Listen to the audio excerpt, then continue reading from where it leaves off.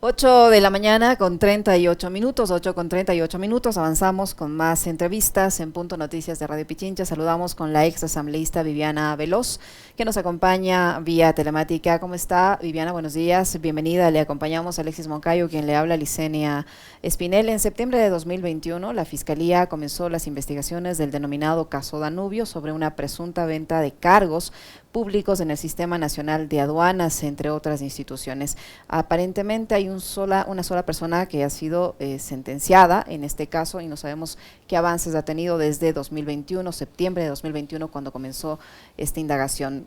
Cuéntenos, por favor, usted ha estado siguiendo este tema. Esto se ha llenado de algunos inconvenientes y no se conoce si se va o no a sancionar a todos los involucrados, entre los que figuran nombres importantes de la política nacional. Buenos días, bienvenida.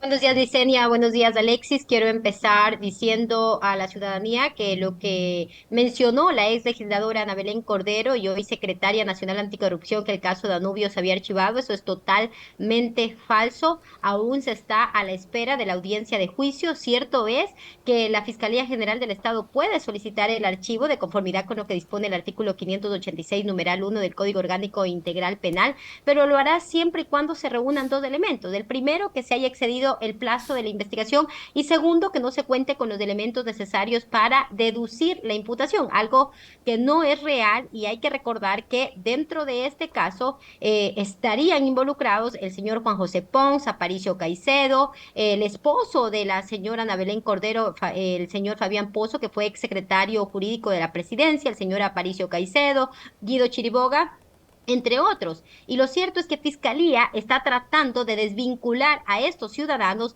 y presuntamente tener 8 chivos expiatorios, como se lo dice en el argot popular, para ellos endosarle que tienen la culpabilidad del caso Danubio, cuando estas 8 personas no eran funcionarios públicos y de ninguna manera podían realizar una asociación ilícita para la venta de cargos públicos, porque una de las evidencias o pruebas fuertes dentro de este proceso es que a una funcionaria le ofrecieron cerca de $3 millones para que tenga la dirección de la SENAE y facilite la disposición de este alto cargo. Entonces, es la Fiscalía que debe darle cuentas al país. Quiero enfatizar, no se ha cerrado la investigación, pero también la Fiscalía debe aclarar por qué aún no hace la vinculación de los señores antes mencionados, que son del círculo cercano del presidente de la República, Guillermo Lazo, y que de ellos Fiscalía, de acuerdo al expediente, reposan conversaciones de escuchas telefónicas entre los ciudadanos Fabián Pozo, Iván Correa, Guido Chiriboga, Aparicio Caicedo, en el entramado de corrupción en las aduanas que se lo denominó caso Danubio. ¿Cómo está, Viviana? Qué gusto saludarle. Buenos días. A ver, Hola, Alexis. se puede confiar en la justicia, y hablo de manera integral, fiscalía y demás operadores del sistema judicial. Eh, ¿Cómo están las condiciones? Porque parecería que hay muchos favores que se deben entre unas funciones y otras. O sea, a mí se me viene a la cabeza uno de los justificativos del gobierno para decretar la muerte cruzada era yo a los voceros de tanto del gobierno como los que están en la opinión pública decir era necesario mandar a la casa de la asamblea porque después de Lazo venían por la fiscal. Entonces me daría la impresión de que hay muchos favores que se deben y así se puede confiar en la justicia o no. Bueno, no se puede confiar hoy por hoy en la justicia ecuatoriana cuando tenemos una justicia y una Fiscalía General del Estado que es selectiva, que es diligente con los opositores políticos, pero que es demasiado lenta con quienes gobierna. Y con quienes gobierna es con el señor Guillermo Lazo. Y por ello el presidente de la República, en una de sus expresiones que cada vez lo condenan, decía que el correísmo venía atrás, tomarse las diferentes funciones del Estado y también por la señora fiscal general del Estado, algo que es totalmente falso. Y entre ellos, evidentemente, se deben favores y se sostienen entre sí. Por ello, usted también verá que en el caso Encuentro nos preguntamos todos, ¿por qué aún no allanan la casa del señor Danilo Carrera? ¿Por qué aún no solicitan medidas cautelares? ¿Por qué aún no le privan de la libertad? ¿Será que van a dejarlo también libre y campante sin que pague Ujú. todos estos presuntos delitos que ha cometido el señor Danilo Carrera? Porque aún no avanza la denuncia en contra del presidente de la República, Guillermo Lazo. Y es obvio, la respuesta es clara, se deben favores entre sí, porque regresando al caso Danubio, hay que recordar que este toca las fibras del narcotráfico, porque lo que se investigaba y lo que estaba en juego era el control de los puertos y la verificación de los contenedores mediante escáneres a través de cargas como banano, camarón y frutos que ahí transportaban cocaína hacia otros países. Y de eso debe rendir cuentas la señora fiscal general de la Nación, Diana Salazar. Se puede, yo le insisto en la pregunta, Viviana, ¿sabe por qué? Porque digo, ¿cómo se puede confiar en esa justicia que usted bien dice es muy selectiva y aplica distintos niveles de velocidad para unos casos y otros dependiendo de quiénes son los procesados? A mí a la cabeza, más allá de las preguntas que usted certeramente nos plantea de por qué no investigan o allanan a Danilo Carrera, a mí se me viene un crimen execrable a la cabeza sobre el cual hasta el sol de hoy no hay investigaciones ni respuestas, y es la muerte de Cherres, no muerte, el asesinato de Cherres con tortura de por medio y otras 3 personas más involucradas. Así es, no se puede confiar en esta justicia y no se puede confiar tampoco en en la fiscalía ni en la señora fiscal cuando hemos visto cuál es su actuación. No ha sido diligente, no ha sido célere, no ha sido imparcial. Por ello vemos que como resultado en los casos en los que está involucrado el círculo cercano del presidente de la República, Guillermo Lasso, caso Danubio, caso León de Troya, caso Narcogenerales, papeles de Pandora y el caso Encuentro, y el asesinato del señor Rubén Cherres, hasta hoy no tiene el Ecuador ninguna respuesta. Esperemos que no pase lo mismo que sucedió con el caso INA Papers, que después de más de 2 años recién solicitan la formulación de cargos en contra del expresidente Lenín Moreno y que esperó la fiscalía que se fugue del país, así como esperó que se fugue del país el señor Hernán Luque Lecaro, y que de esa forma será casi imposible poder establecer una sentencia y poder también recuperar los dineros que estos se han robado de las arcas fiscales. Viviana, la fiscal es evidente que tiene una cercanía con el gobierno del presidente Guillermo Lasso. En ese sentido, me imagino yo que por eso la nueva secretaria anticorrupción ha hecho esas declaraciones que usted hizo mención. Eso evidenciaría que el caso pues se va a quedar en la impunidad. Claro, evidenciaría que el caso se va a quedar en la impunidad. Lo decía anteriormente, la Fiscalía lo que estaría probablemente haciendo es tener 8 chivos expiatorios para decir, estos son los sentenciados del caso Danubio, pero los delincuentes de cuello blanco, por así decirlo, los que estarían involucrados en estos actos de corrupción, van a quedar libres, van a quedar sin ninguna sentencia, sin ninguna sanción. Y recordemos que quienes estarían involucrados son Juan José Pons, Aparicio Caicedo, Guido Chiriboga, Fabián Pozo, Iván Correa, y recalco de ellos, de lo que se conoce del expediente, Fiscalía tiene conversaciones e interceptación de llamadas que son evidencias contundentes de la actuación en esta asociación ilícita de estas personas con respecto al caso Danubio, y lo que se busca es dejarlos, que no se formule cargos y que se le haga esto a otras personas que no tendrían nada que ver, según lo que consta del proceso, con lo que tiene que ver con asociación ilícita en el caso Danubio. Viviana, usted formó parte de la asamblea que los sectores afines al gobierno se les ha dado por llamar la peor asamblea de la historia, ¿no? Eso ocurre cada 4 años. Cada 4 años siempre hay la peor asamblea de la historia. Y usted opta nuevamente por una candidatura para volver a la asamblea. Y vemos cómo el gobierno echa mano de esa asamblea, que ellos mismos dicen que era la peor de la historia y que obstruía y de tales, para, por ejemplo, poner a Guadalupe Llori a nivel de gobierno en la Amazonía, ¿no es cierto?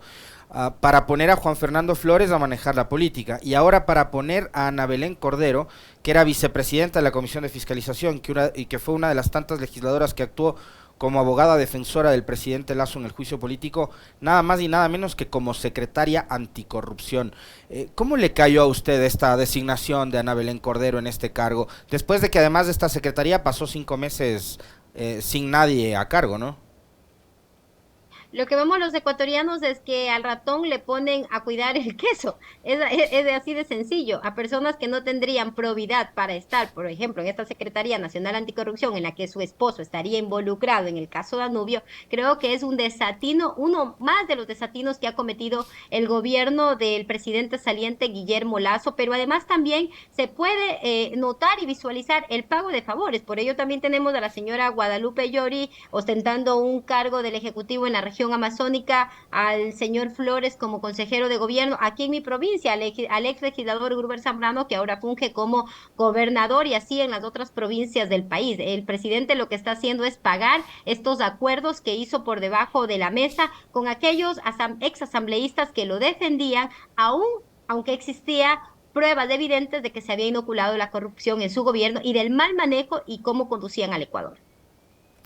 ¿Qué recursos quedan todavía si es que la fiscalía, como usted presume va a ocurrir, archiva el caso en contra de estas otras personas que están involucradas por en estos audios dentro del caso Danubio y solo se sanciona a los que usted califica como chivos expiatorios? ¿Hay alguna posibilidad de que en el futuro se inicien investigaciones para conocer a la totalidad de los presuntos responsables en este caso? Bueno, creo que hay esa posibilidad de que se presente, que se continúe con esta investigación. Creo que eso lo debe hacer también incluso la defensa de estas personas a las que no conozco, pero que evidentemente aquí solo se busca sancionar a unos y dejar en la impunidad a otros. Lo que se debe hacer es aquí investigar.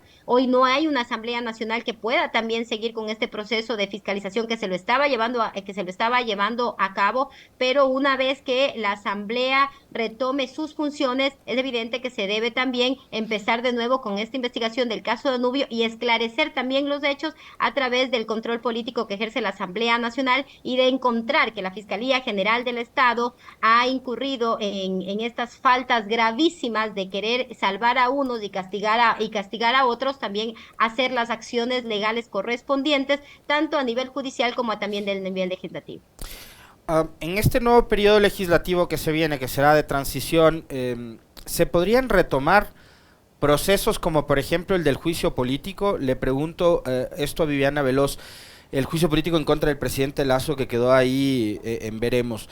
Y por otro lado, ¿qué opinión tiene usted, Viviana, con respecto de esta actitud que ha adoptado el presidente, que además es una cuestión permanente, siempre estar buscando culpables o responsables de lo mal que le va a su gobierno y al país en general? Entonces, antes era la Asamblea, disolvió la Asamblea, ahora es la Corte Constitucional. Ayer usted habrá leído una carta que es realmente vergonzosa del presidente diciéndole que las atribuciones son suyas y que la Corte Constitucional no tiene por qué calificar de urgente o no los decretos que emite el Ejecutivo. ¿Qué opinión le merece eso también? Bueno, con respecto al proceso de juicio político, yo lo decía anteriormente que una vez que se instale la Asamblea para este nuevo periodo, puede seguirse los siguientes pasos. Primero, que el presidente o presidenta de la Asamblea convoque directamente para continuar la sesión del juicio político desde el punto donde se quedó. Segundo, se puede también presentar un cambio del orden del día en que se disponga a quien preside la Asamblea a continuar con la sesión desde el punto donde se quedó. En este caso, Viviana Veloz, que fue la acusadora del presidente de la República y interpelante del juicio político, puede presentar este cambio del orden del día que debe ser aprobado con 70 votos, pero en ambos casos se debe presentar incluso una ratificación sobre la moción que dejé presentada el 16 de mayo del 2023. Y una vez que se dé cualquiera de estos dos mecanismos, quien preside la Asamblea, él tendrá la potestad de decidir si se continúa o no el debate, si lo cierra y convocar en 72 horas para ya consignar la votación y dar por destituido al presidente saliente Guillermo Lasso y que se vaya antes a su casa, porque eso es lo que quiere el pueblo ecuatoriano, que se vaya antes a su casa. Y ahora, con respecto de que el presidente siempre vive buscando culpables, recordemos que antes quien le obstaculizaba el trabajo era la Asamblea Nacional, también Ahora después es la dijo que era el Consejo de Participación Ciudadana y Control Social, ahora dice que es la Corte Constitucional, y recordemos que esa Corte Constitucional es de herencia del Trujillato, pero el presidente se le olvida que estamos bajo un régimen presidencialista y que él de ninguna manera es un monarca absoluto que puede hacer y deshacer del Ecuador, y en la ausencia del control legislativo, lo que queda es la Corte Constitucional para que haga precisamente este control de constitucionalidad sobre los decretos leyes que él emite y que de ninguna manera se enmarcan que son de urgencia económica, y por ello la Corte también le ha negado uno de ellos al presidente de la República, Guillermo Lasso. Pero bueno, felizmente en pocos meses ya se irá a su casa y el país se librará de este mal gobernante, de una persona que ha demostrado que nunca estuvo preparado ni capacitado para conducir al Ecuador y que más bien ha profundizado los problemas que tenemos y que por ello el Ecuador hoy es un país sangrante y doliente en terapia intensiva conectado a un respirador político artificial. Con esta confrontación, Viviana, con esta confrontación que ha abierto el gobierno ahora con la Corte Constitucional, se podría caer el argumento del presidente de la República que decía que la Asamblea era la responsable de la falta de gestión del gobierno nacional, porque siempre la Asamblea se había convertido en un obstáculo para que el gobierno pueda ejercer sus funciones. Bueno, es obvio que se ha caído ese argumento porque de ninguna manera la asamblea era un obstáculo. Nosotros lo que realizábamos era nuestra labor fiscalizadora y nuestra labor legislativa. Dicen que viven en una luna de miel, pero tanto es la luna de miel que día a día nosotros vemos cómo hay sicariatos, extorsiones, secuestros. En mi provincia es una odisea ya vivir aquí en la provincia porque todos los días hay secuestros, hay extorsiones y hay delincuencia común. Entonces, quien ha sido el único culpable de que el Ecuador esté como esté, con los altos índices y espeluznantes índices de inseguridad, es Guillermo Lasso, y quien ha profundizado esta crisis que hoy tenemos es el presidente saliente Guillermo Lasso. Ni ha tenido culpa la Asamblea, ni tiene culpa el Consejo de Participación Ciudadana, ni tampoco tiene culpa la Corte Constitucional, con la que discrepo en muchos también de sus fallos. ¿Por dónde atravesará la disputa y la discusión electoral a la que estamos convocados los ecuatorianos, Viviana, más allá del tema de la seguridad? Antes de conversar con usted hablábamos con Marco Flores, economista, haciendo una radiografía que a los ecuatorianos en general nos deja muy preocupados, porque ahora vemos que hay 2 o 3 candidaturas que están centradas en el tema de la inseguridad y la violencia, que han pasado vergüenzas además cuando les preguntan en foros académicos sobre el plan de trabajo porque no saben de qué hablar. Y Marco Flores nos decía, solo hay un binomio que tiene claro cuál es el escenario por el cual está enfrentando el país, ¿no? La coyuntura. Usted está de candidata a la Asamblea y hay 14 millones de electores que van a tener que decidir entre 8 opciones presidenciales. ¿Qué camino nos queda? Nos quedan pocos días además y una campaña que va a ser muy corta. El único binomio que está preparado es el binomio de la compañera Luisa González, una mujer valiente y comprometida que conoce la realidad del pueblo ecuatoriano y que trabajará incansablemente por transformar al Ecuador y por dejar la casa en orden en estos 18 meses, en este periodo de transición. Cierto es que tenemos un problema gravísimo de seguridad, pero que también hay otros problemas que en este momento tiene el Ecuador. Por ejemplo, el empleo. Aproximadamente el 65% de la fuerza laboral de nuestro país está desempleada. ¿Y cómo reactivamos también la economía? ¿Cómo podemos reactivar más plazas de empleo? Les cito como ejemplo, evitando la evasión fiscal. Según la CEPAL, cerramos con más de 7.600 millones de dólares de pérdida para el Ecuador por la evasión fiscal, y que esto se puede generar, eso se puede transformar en 700.000 plazas de trabajo. Por eso una de las acciones que realizará Luisa es evitar la evasión fiscal, pero también otra acción que se va a realizar en el gobierno de Luisa González es propiciar el acceso a crédito a tasas con tasas de bajo interés para la pequeña y la mediana empresa, porque de esas empresas resulta que el 85% son las que dan plazas de trabajo para las y los ecuatorianos, como también va a ser fundamental la supervisión para respaldar al emprendedor, poder también repotenciar a la economía popular y solidaria, potenciar las finanzas públicas, pero vuelvo y recalco, esto se hará con un plan programático, poder sacar al país también de la crisis económica. Según datos del FMI, la deuda pública que en este momento tiene el Ecuador está más o menos sobre los 74.000 millones de dólares y solo de deuda externa sobre los 48.000 millones de dólares, si no estoy equivocada, y que eso nos da como resultado y refleja el mal manejo económico de los 2 últimos gobiernos, y que con eso, ¿qué es lo que tiene que hacer Luisa González?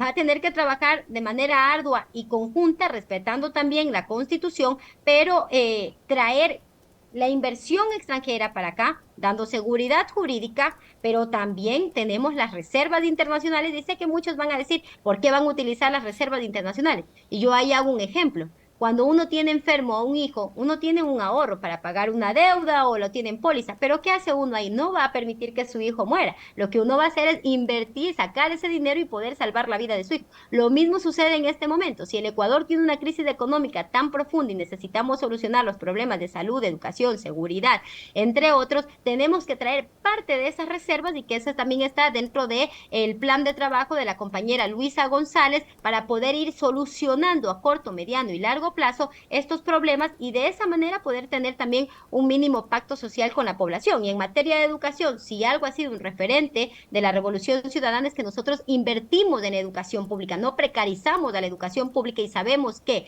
invertir en la educación pública también es disminuir las desigualdades, tener más oportunidades y de esa forma romper el sistema que a la derecha le gusta, tener a la gente sumida en la ignorancia para tener un pueblo sumiso, un pueblo que esté siempre obediente y que eso de ninguna manera le hace bien a un país. Eso de manera general, por hablar así de cuál será las acciones que va a realizar Luisa ya en el ejercicio de sus funciones. En lo que tiene que ver con su candidatura a la Asamblea Nacional, ¿cómo avanza la misma? ¿Qué acciones ha llevado para compartir su mensaje con sus electores? Bueno, aquí en Santo Domingo de los Áchilas, que es bastión de la Revolución Ciudadana, nos encontramos ya haciendo varias reuniones, recorridos, inauguramos esta semana la sede provincial de campaña. Las encuestas nos dan como resultado que la ciudadanía de mi provincia cree en la Revolución Ciudadana, cree en Luisa González, cree en Viviana Veloz y unas encuestas que recién cerramos con fecha 23 de junio, al binomio presidencial le dan el 52% de aprobación e intención del voto y para Viviana Veloz y su lista de asambleístas del 51% de aceptación. Pero nosotros, si algo nos caracteriza es que trabajamos como si no tuviéramos un solo voto, seguiremos recorriendo las calles de nuestra ciudad, el último rincón que quede de Santo Domingo de los Áchilas y lo mismo está haciendo Luisa González a nivel nacional y por eso tenemos la certeza y lo digo con profunda humildad que ganaremos en primera vuelta porque el respaldo se siente, el cariño y el apoyo de la gente también se siente en cada una de nuestras visitas. Muchísimas gracias, Viviana, por habernos acompañado en este Muchísimas diálogo. gracias. Muy amable. Muy amable, gracias. Un abrazo, Alex.